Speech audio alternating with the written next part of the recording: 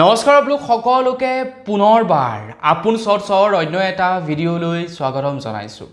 আপোনালোকৰ বাৰু ration card আছে নে নাই কমেণ্ট ছেকশ্যনত জনাওকচোন।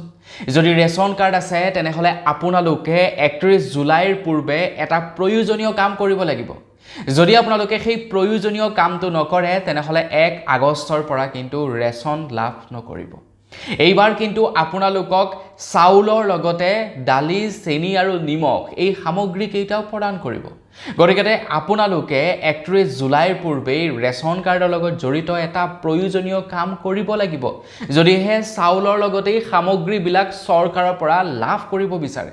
আৰু যদি আপোনালোকক ৰেচন কাৰ্ডৰ দৰকাৰ নাই তেনেহ'লে এই কামটো নকৰিলেও কোনো কথা নাই, কিন্তু ৰেচন কাৰ্ড যদি আছে তেনেহ'লে 31 জুলাইৰ পূৰ্বে এই প্ৰয়োজনীয় কামটো কৰি লওক, নহ'লে কিন্তু 1 আগষ্টৰ পৰা আপোনালোক বিপদত পৰিব। তো আপোনালোকে কি কাম কৰিব লাগিব সেই সম্পৰ্কে আজিৰ এই ভিডিঅ'টোত মই আপোনালোকক জনাম। তো ভিডিঅ'টো প্ৰথমৰ পৰা শেষলৈকে চাই থাকিব। মই শ্ৰী পাণ্ডে গগৈ, আপোনালোকে চাই আছে আপোন শৰ্টছ। আহক আৰম্ভ কৰোঁ আজিৰ ভিডিঅ'। আজিৰ ভিডিঅ'টো ফালে আগবঢ়াৰ আগতে আপোনালোক সকলোকে সৰুকৈ এটা অনুৰোধ, আপোনালোকে অসমৰ এই বান পৰিস্থিতিৰ সময়ত যাক যেনেকৈ পাৰে তেনেকৈ সহায় কৰক। আপোনাৰ ওচৰত যিমানটো বস্তু আছে বা যিমানটো টকা আছে সেই টকা দিয়েই আপুনি পৰাপক্ষত সহায় কৰিবলৈ চাওক। যোৱাকালি কিছুমান এনেকুৱা ভিডিঅ' দেখা পাইছোঁ যিবিলাক অঞ্চলত এতিয়াও চৰকাৰী সাহায্য ইমান কোনো পোৱা নাই। যি দুই এজন ছ'চিয়েল মিডিয়া ইনফ্লুৱেঞ্চাৰ বা সৰ্বসাধাৰণ মানুহে গৈ তেওঁলোকক কিবা সৰু সুৰা কিবা এটা দিছে, কিন্তু চৰকাৰৰ ফালৰ পৰা তেওঁলোকে একোৱেই সাহায্য এতিয়ালৈকে পোৱা নাই। গতিকে আপোনালোকক অনুৰোধ, যদি আপোনালোকে পাৰে তেওঁলোকক অকণমান সহায় কৰক। নিজে যাব নোৱাৰিলে আপোনাৰ ওচৰত যদি পৰ্যাপ্ত পৰিমাণৰ নাইও, যিসকলে সহায় কৰি আছে তেওঁলোকৰ জৰিয়তে আপোনালোকে কিবা নহয় কিবা এটা তেওঁলোকলৈ আগবঢ়াওক, যাতে এই বিপদৰ সময়ছোৱাত সকলোৱে একগোট হৈ এই বিপদটোক আঁতৰাব পাৰোঁ। এতিয়া পানী প্ৰায় শুকাইছে, কিন্তু পানী শুকোৱাৰ পাছত মেইন চেলেঞ্জিং কামটো এতিয়াহে আহি পৰিছে, কাৰণ ঘৰৰ ভিতৰত এতিয়া পলসে ভৰ্তি হৈ পৰিছে। চাৰিওফালে জীৱ জন্তু মৰাৰ গেলা গোন্ধ আহিছে, বেমাৰ আজাৰৰ এতিয়া সৃষ্টি হৈছে। এতিয়া মেইন কাম হ'ব চৰকাৰৰ। যদি চৰকাৰে ইচ্ছা কৰে সকলোকে বেমাৰ আজাৰৰ পৰা বচাব পাৰিব, আৰু চৰকাৰে যদিহে বেমাৰ হোৱালৈ অপেক্ষা কৰে তেতিয়া কিন্তু বহুতেই দেৰি হ'ব, কৈ থলোঁ। বাৰু যি কি নহওক, এতিয়া মেইন খবৰটোৰ ফালে আগবাঢ়িছোঁ। আপোনালোকৰ যদি ৰেচন কাৰ্ড আছে তেনেহ'লে আপোনালোকে 31 জুলাইৰ পূৰ্বেই এই প্ৰয়োজনীয় কামকেইটা কৰি লওক। যিকেইখন ডিষ্ট্ৰিক্টত বানপানী হৈছে তেওঁলোকৰ বাবে অৱশ্যে এইটো এটা এক্সেপশ্যনেল হ'বগৈ ভৱিষ্যতলৈ গৈ, কিন্তু যিসকলৰ তাতে বানপানীৰ কোনো সমস্যা নাই বা আপোনাৰ যদি ৰেচন কাৰ্ড আছে তেনেহ'লে এই প্ৰয়োজনীয় কামকেইটা কৰি লওক, নহ'লে 1 আগষ্টৰ পৰা আপোনালোকে ৰেচন নাপাবও পাৰে।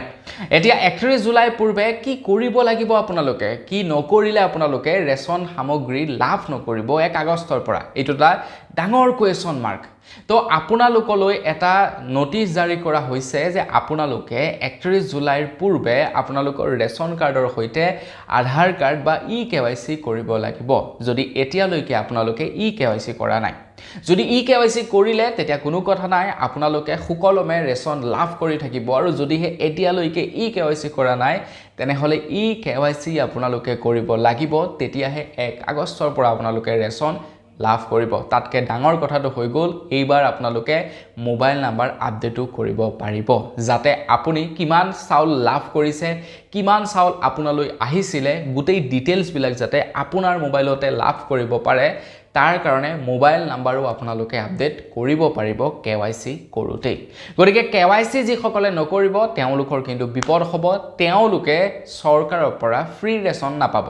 1 আগষ্টৰ পৰা এইবাৰ চৰকাৰে দালি, চেনি আৰু নিমখ এই তিনিওটা সামগ্ৰীও চাউলৰ লগতে প্ৰদান কৰিব, যেনেকৈ আগতে দিছিলে। একেবাৰে বিনামূলীয়াকৈ নহয়, কিন্তু 100 টকাৰ বিনিময়ত সেই তিনিওটা সামগ্ৰী আপোনালোকে লাভ কৰিব। কিন্তু তিনিওটা সামগ্ৰীত এনেই নৰ্মেলি কিনিবলৈ গ'লে 200 টকামানৰ খৰচা হয়, আপোনালোকৰ 100 টকা এটা ৰেহাই হ'ব। গতিকে আপোনালোকে eKYC কৰিবলৈ কিন্তু নাপাহৰিব, নহ'লে 1 আগষ্ট তাৰিখৰ পৰা এই সামগ্ৰীকেইটা নাপাব। কিন্তু পাছত আকৌ আপোনালোকে দৌৰি ফুৰিলেও লাভ নহ'ব, বিপদ হ'ব পাৰে। তো গতিকে আপোনালোকৰ তাত বানপানীৰ সমস্যা যদি একো নাই, আপোনালোকে যদি এতিয়ালৈকে eKYC কৰা নাই, শীঘ্ৰেই যাওক আপোনালোকৰ কণ্ট্ৰলৰ দোকানত আৰু তাত গৈ eKYC সম্পন্ন কৰক।